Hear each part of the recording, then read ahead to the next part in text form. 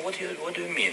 I'm talking about the kind of diplomacy that's going to end the destruction of your country. Yes, but if you Mr. President, with respect, I think it's disrespectful for you to come into the Oval Office and try to litigate this in front of the American media. Right now, you guys are going around and forcing conscripts to the front lines because you have manpower problems. You should be thanking the President for trying to bring it into this conflict. Have you ever been to Ukraine? Did you say what problems we have? I have been to. Come once. I've actually watched and seen the stories, and I know what happens is you bring them on a propaganda tour, Mr. President.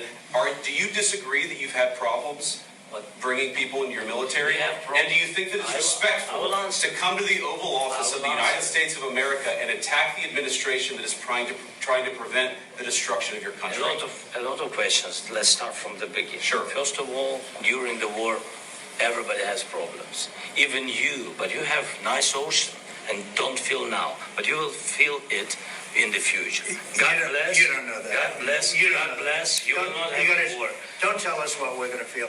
We're trying to solve a problem. Don't tell us what we're going to feel. I'm not telling you. Because you're in no position to dictate that. That's exactly what you're doing. You're in no position to dictate what we're going to feel.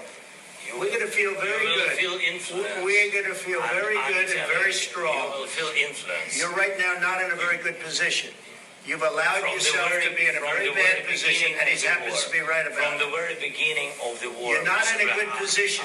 You don't have the cards right now. With us, you start having cards. Right now, you don't. You're playing cards. You're playing cards. You're gambling with the lives of millions of people. You're gambling with World War III.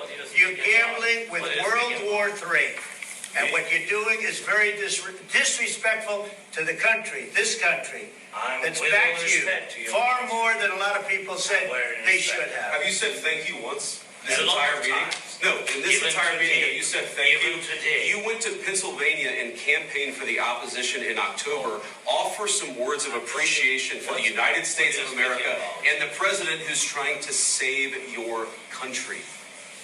Please, you think that if you will speak very loudly about the war, He's not speaking loudly. He's not speaking loudly. Your country's in big trouble. Can I Wait a answer? minute. No. You've done a lot of talking. Your country is in big trouble. I know. You're not winning. I know. You're not winning this.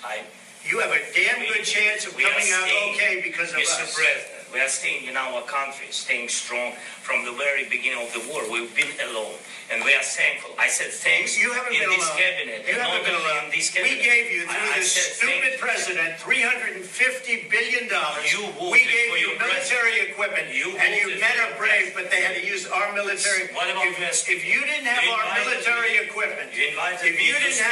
military equipment, this war would have been over in 2 weeks. In 3 days, I heard it from Putin. In 3 days. This is something Maybe new. less. In 2 weeks. Of course, yes. It's going to be a very hard thing to do business like this. I tell you. Just say thank you. I said a lot of times to American people. Accept that there are disagreements, and let's go litigate those disagreements rather than trying to fight it out in the American media when you're wrong.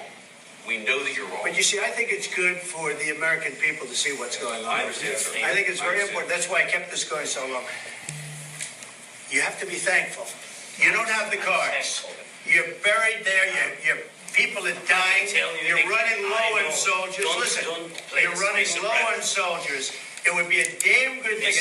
And then you tell us, I don't want a ceasefire. I don't want a ceasefire. I want to go, and I want this. Look. If you could get a ceasefire right now, I tell you, you take it so the bullets stop flying and your men stop getting killed. Of course, we want to stop the war. But you're saying you don't want a ceasefire? But I said to you, I want a ceasefire. with guarantees. Because you get a ceasefire faster than an agreement. Ask our people about ceasefire, what they think.